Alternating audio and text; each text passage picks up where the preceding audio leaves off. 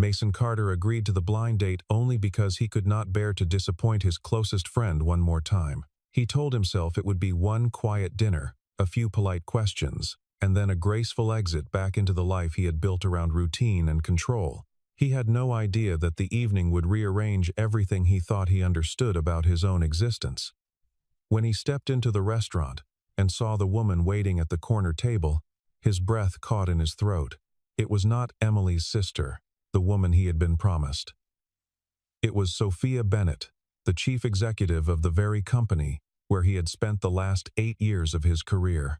She looked equally stunned, her composure slipping for just a moment before she recovered it completely. Both of them wanted to stand up and walk straight out the door. Neither of them could have guessed that this awkward, almost humiliating mistake would become the moment that changed the rest of their lives. Mason Carter was 37 years old, and to everyone who worked beneath him, he was the kind of man whose word carried more weight than any title on a business card. As a senior engineering manager, he was the person people called when a project was failing, when a deadline seemed impossible, or when nobody else understood how to fix what had gone wrong deep inside a system. Engineers twice his age respected him not because he demanded it, but because he never once raised his voice, never once took credit that belonged to someone else, and never once allowed politics to influence a decision that should have been made on merit alone. He was famous inside the company for arriving exactly on time, for refusing to flatter anyone above him, and for staying silent unless he genuinely had something worth saying. People sometimes mistook his quietness for coldness. But those who knew him understood it was simply restraint, a discipline he had built for himself over many long years. That discipline had not always come easily. Years earlier, Mason had gone through a marriage that ended in a way that left him quietly wounded for a long time afterward. He rarely spoke about it, and those who tried to ask were met with a calm deflection that made further questions feel unwelcome. After the divorce, he had made a decision, almost without noticing he was making it, to pour every remaining piece of himself into his work. He stopped accepting invitations to dinners, stopped answering messages from well-meaning coworkers who wanted to introduce him to someone new, and slowly built a life that was simple, orderly, and entirely his own. He told himself he was content. He told himself that responsibility was enough to fill the empty hours. For a long time, almost everyone around him believed it too. Emily Brooks refused to believe it. She had known Mason for more than 10 years. Ever since they had been paired together on a project early in both their careers, and in that time she had come to think of him as something closer to an older brother than a colleague. She was now the head of communications at the same company, sharp-tongued, endlessly warm, and utterly incapable of watching someone she loved disappear into isolation without saying something about it. She worried, quietly at first and then loudly, that Mason would spend the rest of his life alone in that careful, orderly world he had built for himself. One evening, over coffee, she finally said what she had been holding back for months. "You are going on a date," she told him, "and I am not asking." Mason laughed it off. Certain the idea would fade within a week. It did not fade. Emily pressed the issue for days, appealing to guilt, to friendship, and finally to simple exhaustion, until Mason relented and agreed to one dinner, on the condition that it would be the only one. He did not know who he would be meeting. Emily had been deliberately vague, insisting only that the woman was someone wonderful, someone he would regret not knowing, and someone who happened to be her own sister. Mason assumed this meant an ordinary evening with an ordinary stranger, the kind of date that ends politely and is never repeated. He had no reason to imagine anything more complicated waiting for him at that restaurant table. Emily, for her part, treated the entire arrangement as though she were orchestrating a small covert operation, complete with a chosen restaurant, a specific table by the window, and a reservation time she repeated to Mason no fewer than 3 separate times that week. She teased him mercilessly in the days leading up to the dinner, threatening to show up herself if he tried to cancel at the last minute, and reminding him that friendship came with certain non-negotiable obligations. Mason, who rarely allowed anyone to push him around, found himself strangely powerless against her particular brand of stubborn affection. He grumbled about the whole idea more than once, insisting he had absolutely no interest in being paraded in front of a stranger like some kind of prize. Emily only laughed at him, unbothered, telling him that his grumbling was exactly why he needed this dinner in the first place. Beneath the jokes, though, there was something sincere in her insistence, a genuine hope that the man she considered family might finally allow himself a little happiness. Mason recognized that sincerity, even through his own reluctance, and it was ultimately what kept him from backing out. While Mason prepared, unaware, for a dinner he had only agreed to out of loyalty, an entirely different world was preparing for the very same evening. Sophia Bennett was 35 years old and had spent nearly a decade proving to a board of skeptical investors that she deserved to sit at the head of Bennett Aerospace. She was brilliant in a way that intimidated people before they even spoke to her, decisive in meetings where lesser executives hesitated, and disciplined enough that shareholders who had once doubted her now spoke of her with something close to reverence. But brilliance had a cost. After long days filled with negotiations, engineering reviews, and financial reports that stretched late into the evening, Sophia often found herself eating dinner alone, in silence, in an apartment that felt more like an extension of her office than a home. Her family noticed the pattern long before she was willing to admit it herself. Relatives called with increasing frequency to remind her that success meant little if it was not eventually shared with someone. She should be married by now, they said.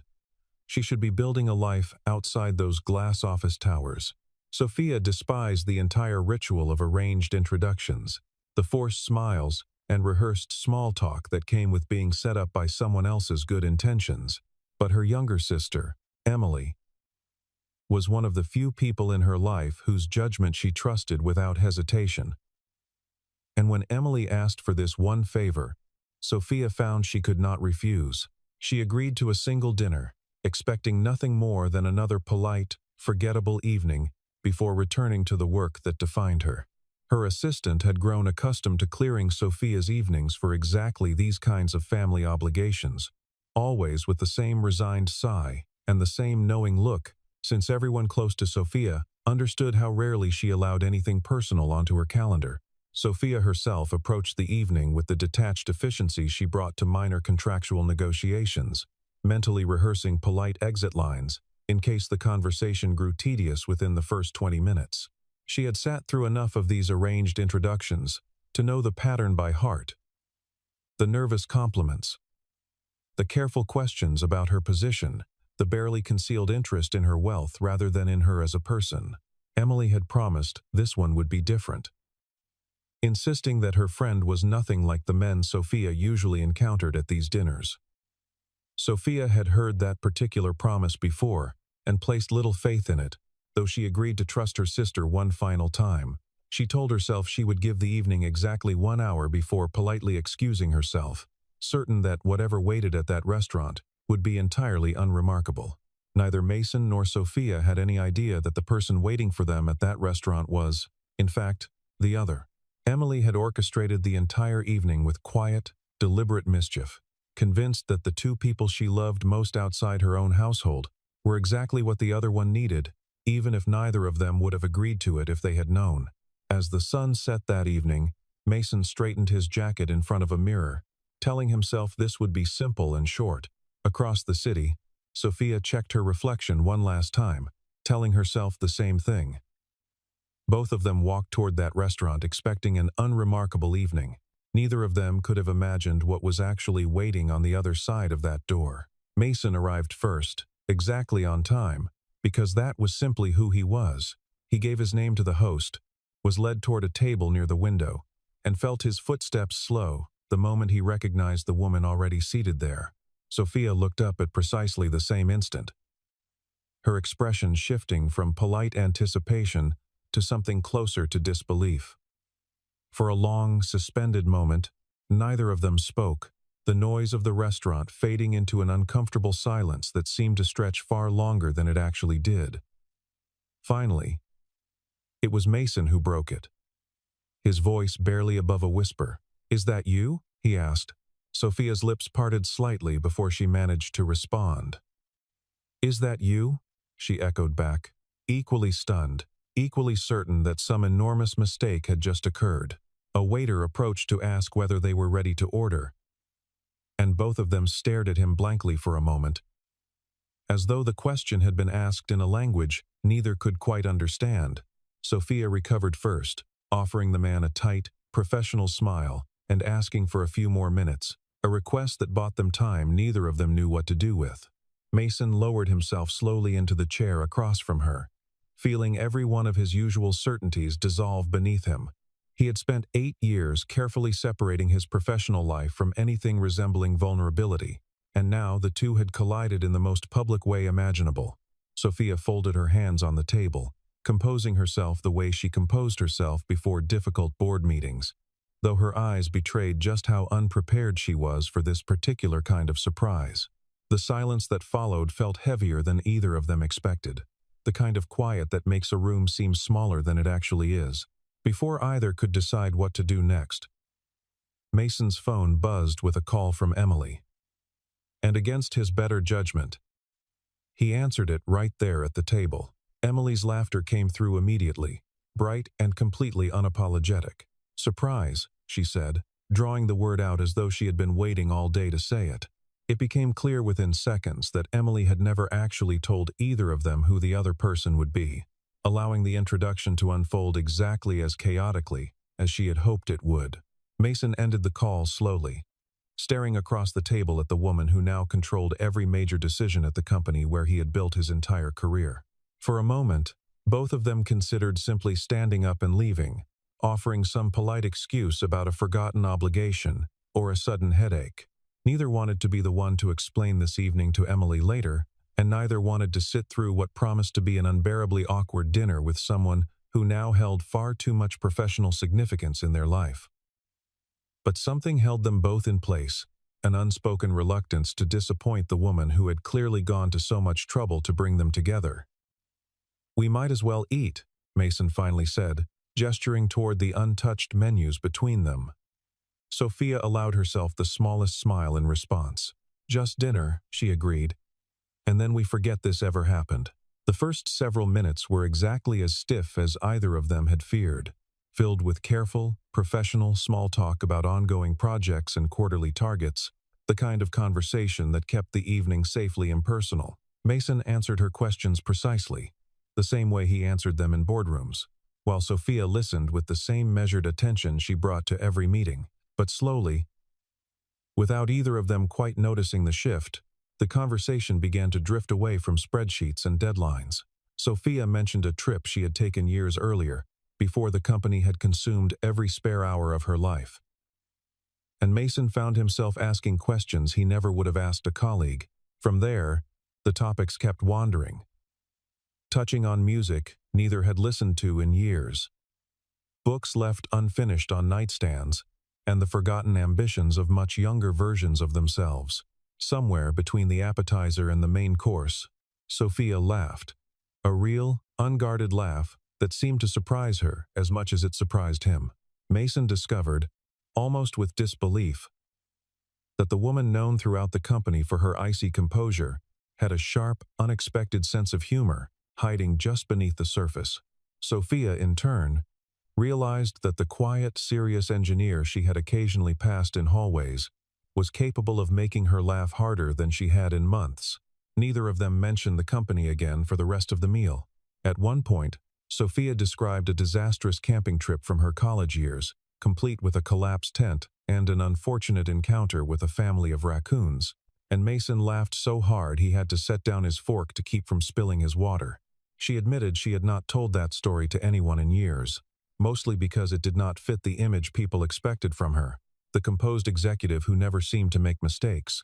Mason confessed that he, too, kept most of his own stories locked away, not out of embarrassment but simply because there had been no one around he trusted enough to share them with. For a moment, the conversation slowed, both of them recognizing something quietly familiar in the other, a shared instinct toward guardedness that neither had expected to find sitting across a dinner table.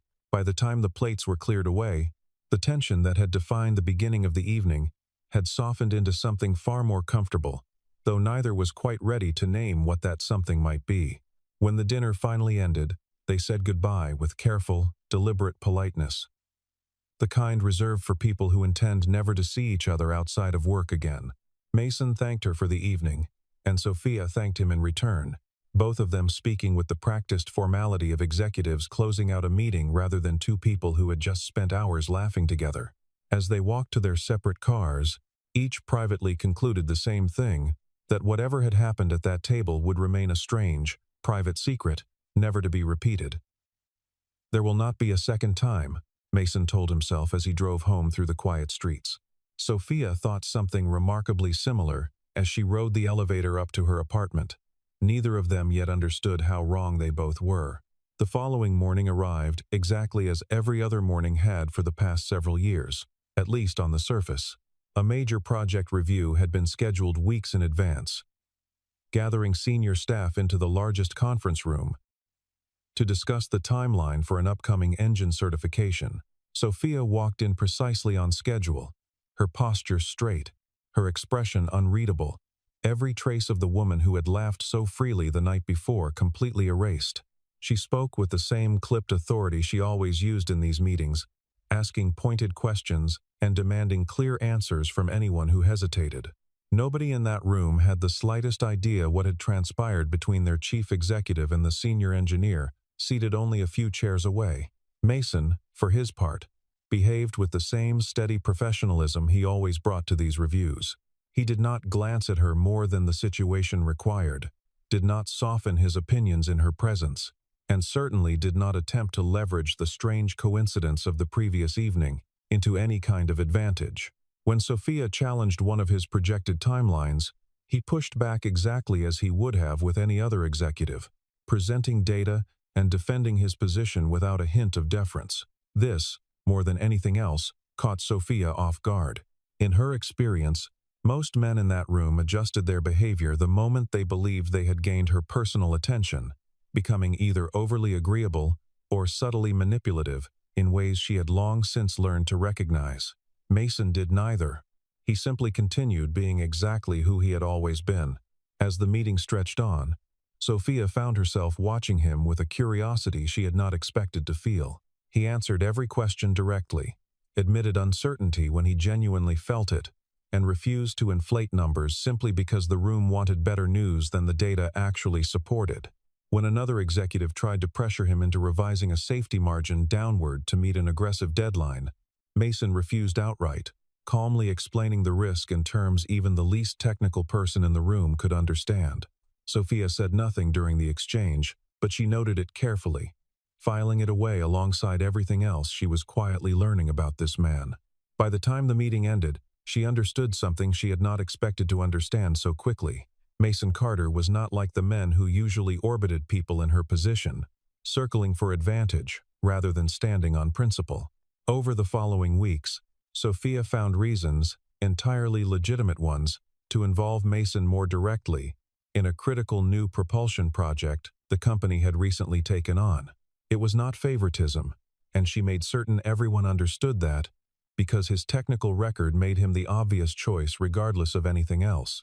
As the two of them worked together more closely, Sophia began noticing details that never appeared in any performance review or quarterly report. Mason consistently stayed later than anyone else on his team, quietly finishing tasks that had nothing to do with his own responsibilities, simply because someone needed to.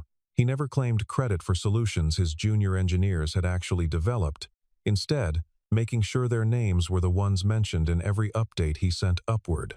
Whenever recognition was offered, he deflected it toward the people who had done the difficult work alongside him. One evening, long after most of the building had emptied out, Sophia found herself walking past the engineering floor, on her way to a late meeting elsewhere. Through the glass wall of a lab, she saw Mason kneeling beside a half-disassembled engine model, sleeves rolled up, working alongside two junior engineers who looked exhausted but determined. He was explaining something patiently, pointing at a diagram, laughing quietly at something one of them said, entirely unaware that anyone was watching. None of the three noticed the chief executive standing just outside the doorway, observing in silence for far longer than she had intended to. In that unguarded moment, Sophia understood something about Mason that no formal meeting could have ever revealed to her. He led not through the authority his title gave him, but through the respect he had earned by working beside the people he was supposed to be above. She thought back to her own early years at the company, when her father had still run the business, and had taught her that a leader's real character revealed itself not in the boardroom but in the smallest, unwitnessed moments. She had spent so many years since then focused on strategy and results that she had almost forgotten that lesson entirely, until watching Mason kneel on that lab floor reminded her of it all at once. She did not mention what she had seen to anyone, not even to him, choosing instead to carry the memory privately as something that belonged only to her. It became, in a quiet way, the moment she stopped thinking of Mason simply as a talented engineer and started thinking of him as someone she genuinely wanted to know better, outside of every project and every deadline that had brought them together so far. It did not take long for others in the company to notice how frequently their chief executive was appearing on the same projects as one particular engineer. Whispers began circulating through break rooms and hallway conversations, the kind of speculation that spreads faster in any large organization than official announcements ever could. Some assumed, without evidence, that Mason was somehow being favored, that his sudden visibility had less to do with merit than with some personal connection nobody could quite explain. A handful of managers, threatened by the attention Mason was receiving, began quietly undermining his work in small, deniable ways, questioning his decisions in meetings where he was not present to defend himself. Emily, who heard nearly everything that traveled through the company's informal channels, found the entire situation almost unbearably amusing, given that she alone knew exactly how the two of them had first met.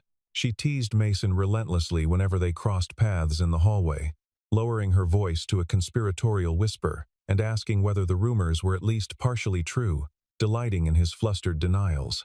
Mason begged her more than once to keep her suspicions to herself, half convinced that Emily's mischievous grin alone was enough to give the whole situation away to anyone paying attention. She agreed, though not before extracting a promise that he would tell her everything the moment there was anything real to tell. Her teasing, as irritating as Mason sometimes found it, offered a strange kind of relief during an otherwise tense period, a reminder that not everything happening around him needed to be treated with total seriousness.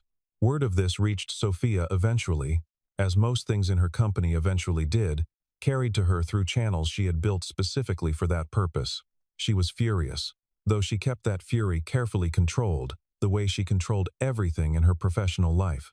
She called an unscheduled meeting with senior leadership, making it unmistakably clear that every evaluation within the company would be based strictly on documented performance, and that anyone caught undermining a colleague for political reasons would face consequences regardless of their seniority. Mason heard about the meeting afterward, and rather than feeling relieved, he felt a familiar discomfort settle over him. He approached Sophia privately, offering to step back from the project entirely if his continued involvement was creating problems that outweighed his usefulness. "I can withdraw quietly," he told her, "if that makes things easier for everyone." Sophia looked at him for a long moment before answering, her voice firm and entirely without hesitation. "I do not change a correct decision because people are gossiping about it," she said. It was a small exchange, only a few sentences long, but it marked the beginning of something neither of them had a name for yet, a quiet, mutual trust that neither one had extended so completely to anyone in a very long time. The crisis, when it finally arrived, came without warning, the way most true disasters tend to. Sensitive testing data from an experimental engine design, information that had taken the engineering division more than a year to develop, appeared suddenly in the hands of a journalist covering the aerospace industry. Within hours, headlines were circulating that accused Bennett Aerospace of falsifying safety results during critical testing phases. The company's stock price collapsed almost immediately, wiping out a significant percentage of its value before the markets had even fully absorbed what was happening.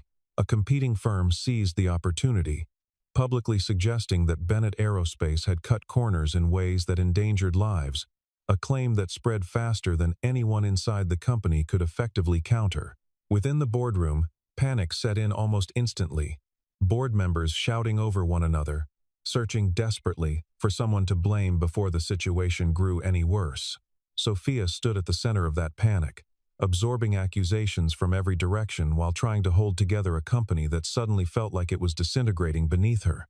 Several board members, desperate for a quick resolution that would satisfy anxious investors, began suggesting that someone needed to be publicly sacrificed to demonstrate accountability, and more than one name mentioned in those closed-door conversations belonged to Mason. He had, after all, been closely associated with the very project now under scrutiny, making him an easy target for anyone looking to redirect blame away from themselves. Sophia refused to entertain the idea outright, though she could feel the pressure mounting from every direction, threatening to overwhelm even her considerable resolve. Reporters camped outside company headquarters, shareholders demanded emergency briefings, and every division within the organization seemed to be holding its breath, waiting to see who would ultimately pay the price. Late one night, alone in her office long after everyone else had gone home, she stared at the falling stock ticker on her monitor and allowed herself, just for a moment, to imagine everything her family had built collapsing under her leadership. She thought of every year she had spent proving herself worthy of the position, every late night and sacrificed weekend. All of it suddenly at risk because of a betrayal she had not yet identified. The board wanted answers within days, the press wanted a statement within hours, and somewhere beneath all of it, a saboteur remained hidden, watching the chaos unfold from a position of complete safety. Sophia had built her entire career on control, on knowing precisely what was happening within her company at every moment, and this crisis stripped that control away completely. For the first time in years, Sophia felt something dangerously close to helplessness settling into her chest. While the company's leadership argued in conference rooms and issued carefully worded statements to the press, Mason quietly disappeared into the one place he trusted more than any boardroom, the server logs and internal systems that recorded every action taken within the engineering division. He did not defend himself publicly, did not issue statements, and did not participate in any of the finger-pointing that had consumed nearly everyone else in the building. Instead, he spent long, sleepless nights combing through access records, comparing timestamps against security footage, and cross-referencing email correspondence that most people had long forgotten even existed. It was slow, exhausting work, the kind that offered no immediate reward and no guarantee of success, but Mason approached it with the same quiet discipline he brought to everything else in his life. He barely slept during those days, surviving on coffee and a stubborn refusal to accept that the truth could not be found if he simply looked carefully enough. Colleagues assumed he had withdrawn out of fear, quietly avoiding the controversy swirling around the project he had helped lead, and a few even whispered that his silence was itself suspicious. Mason ignored all of it, understanding that explanations offered without proof were worth nothing in a moment like this, and that the only thing that mattered was finding the truth before the company suffered any further damage.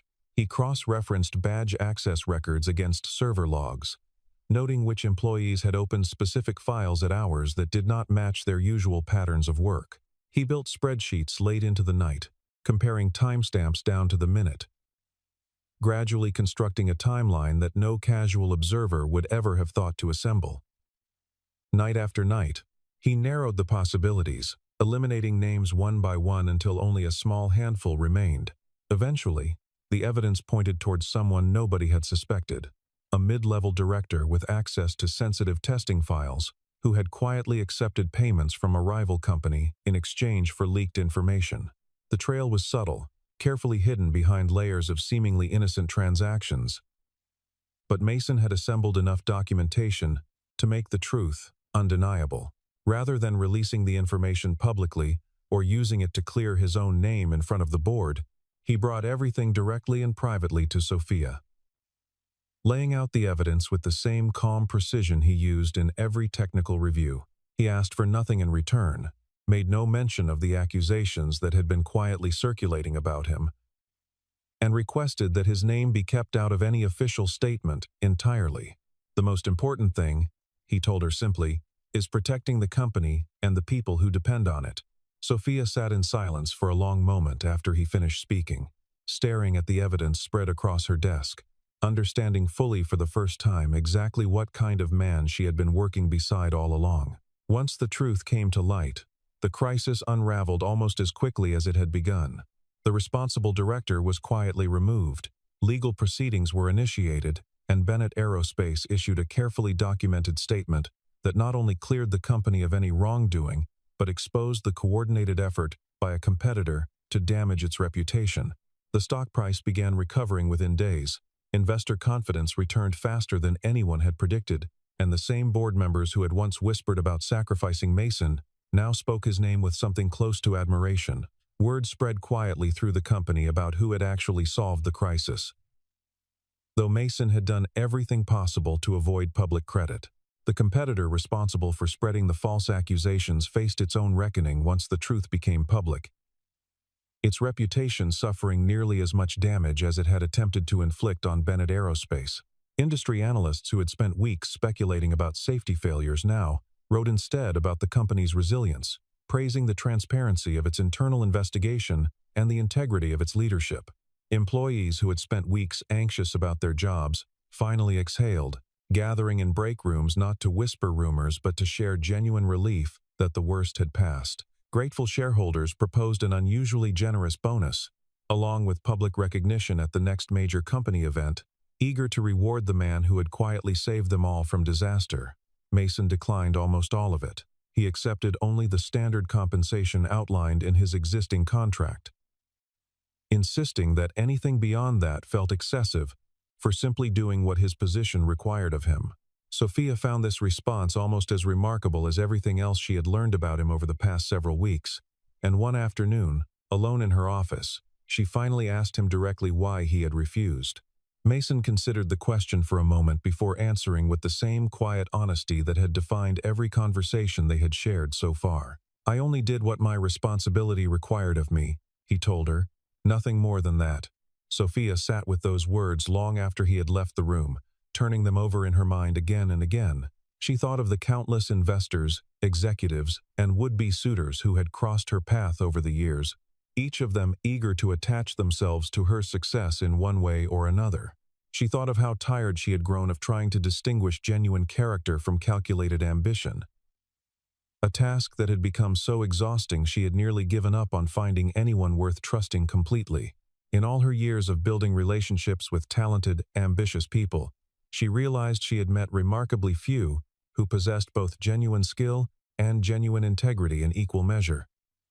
And somehow, without either of them planning it, she had found exactly that in the man Emily had accidentally set her up with months earlier.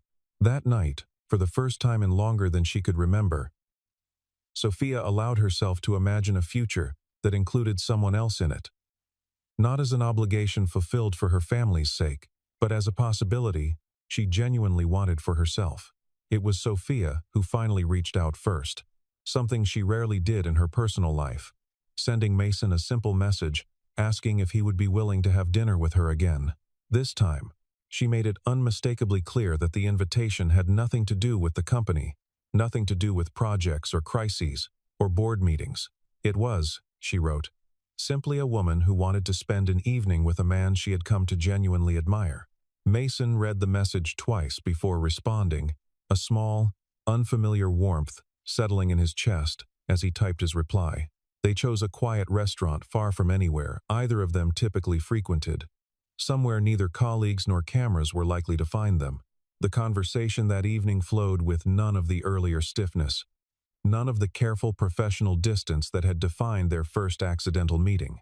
Sophia spoke openly about her childhood for the first time, describing the immense pressure of being groomed from a young age to eventually run her family's company, and the loneliness that had followed her through every stage of that preparation.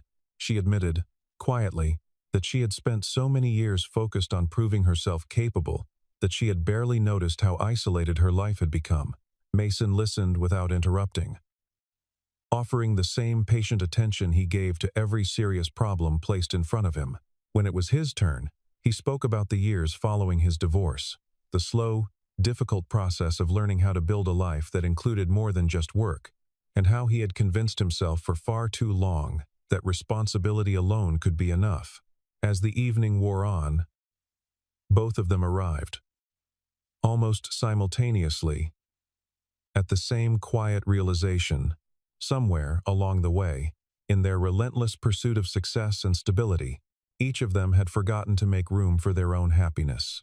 Neither had intended for that to happen, and neither had noticed it happening until this very conversation forced them to look directly at it. Sophia admitted, more quietly than before, that she had once believed love required the same kind of relentless striving she brought to every other part of her life, and that she had exhausted herself trying to earn it the way she earned everything else. Mason told her he understood that feeling more than she might expect, having spent years believing that keeping himself busy was the same thing as keeping himself whole. Neither of them offered easy solutions or tidy conclusions, content instead to simply sit with the honesty they had finally allowed themselves to speak aloud. There was no dramatic declaration, no sudden confession spoken across the table, only a gradual, honest understanding, passing quietly between two people who had spent years guarding themselves against exactly this kind of vulnerability. Near the end of the meal, Sophia set down her glass and looked at him with an openness she rarely allowed herself in front of anyone. This time, she asked softly, "Can we actually call this a real date?" Mason smiled. The kind of smile that reached all the way to his eyes, and told her that he would like nothing more. It was a simple exchange, quiet and unremarkable to anyone who might have overheard it. But for both of them it marked the true beginning of something neither had expected to find again. Walking out of the restaurant that night, neither one rushed to fill the silence between them, content instead to simply exist beside one another, without pretense or performance for the first time in longer than either cared to admit. Whatever had started as an accident months earlier had quietly become something both of them were choosing on purpose. 1 year passed, and the changes within Bennett Aerospace during that time were significant enough that even longtime employees found them remarkable. The company had not only recovered fully from the crisis that once threatened to destroy it, but had grown stronger, expanding into new markets and rebuilding investor confidence with a transparency it had never fully embraced before. Mason was promoted to Chief Engineering Officer, a position he earned entirely through demonstrated results rather than any personal connection. A distinction the board took considerable care to document publicly, given the circumstances. Sophia made certain every decision involving him passed through the same rigorous process applied to every other executive, refusing to allow even the smallest appearance of favoritism to undermine what he had genuinely earned. Under her leadership, the company adopted new standards of openness in its reporting and decision-making, restoring a level of trust among employees and shareholders that had once seemed impossible to rebuild. Engineers who had once worked in quiet anxiety, uncertain whether their contributions would ever be recognized, now found a culture that actively celebrated honesty over convenient answers. Sophia made a point of visiting the engineering floor herself at least once a week, no longer content to lead from behind a closed office door. A habit she credited entirely to watching Mason work alongside his team that night she had never told him she witnessed. The company's recovery became something of a case study within the industry, cited by other executives as an example of how transparency, rather than secrecy, could rebuild trust after a devastating scandal. Few of those executives ever learned the quieter story behind that transformation, the story of one engineer's refusal to let ambition compromise his principles, and one chief executive's willingness to trust him completely because of it. Throughout all of it, the quiet respect that had first drawn Mason and Sophia together remained the foundation of everything that grew between them. They never allowed their personal relationship to interfere with the professionalism each of them valued so deeply, maintaining clear boundaries even as their bond outside the office deepened with each passing month. At the company's annual celebration that year, Emily spotted them standing together near the edge of the room, hands quietly intertwined, and could not stop herself from laughing out loud in triumph. "So, my plan actually worked in the end," she announced to anyone within earshot, delighted beyond measure. It was only then that most of their colleagues finally learned the truth behind that infamous first dinner, the story of a blind date arranged for an entirely different person that had somehow, through pure accident, brought together exactly the right two people.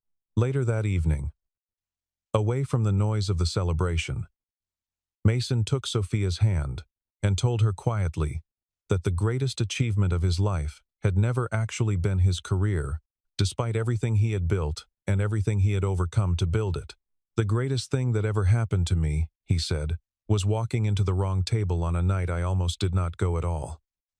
Sophia looked at him for a long moment, her expression softer than anyone at the office would have ever believed possible, and told him that she felt exactly the same way. What had begun as an awkward, almost unbearable mistake had grown, slowly and honestly, into the beginning of a partnership neither of them had believed they still deserved. There were no grand promises exchanged that night, no theatrical gestures meant for anyone else to witness, only two people who had spent years defined entirely by duty finally learning how to build something gentler alongside it. In the end, it was not power, or ambition, or even coincidence that brought Mason Carter and Sophia Bennett together, but the simple, steady integrity each of them had carried quietly through every difficult year that came before. Emily liked to remind them both, whenever the opportunity presented itself, that she had known all along how well suited they were for each other, conveniently forgetting how completely she had failed to warn either of them who they were actually meeting that first night. Mason would only shake his head at her insistence, while Sophia simply smiled, no longer bothering to correct her sister's increasingly exaggerated version of events. Whatever the true origin of that evening had been, accident or fate or simply Emily's stubborn meddling, neither of them wasted much time questioning it anymore. They had built something real out of it, something neither had believed themselves capable of finding again, and that, in the end, was the only part of the story that mattered to either of them.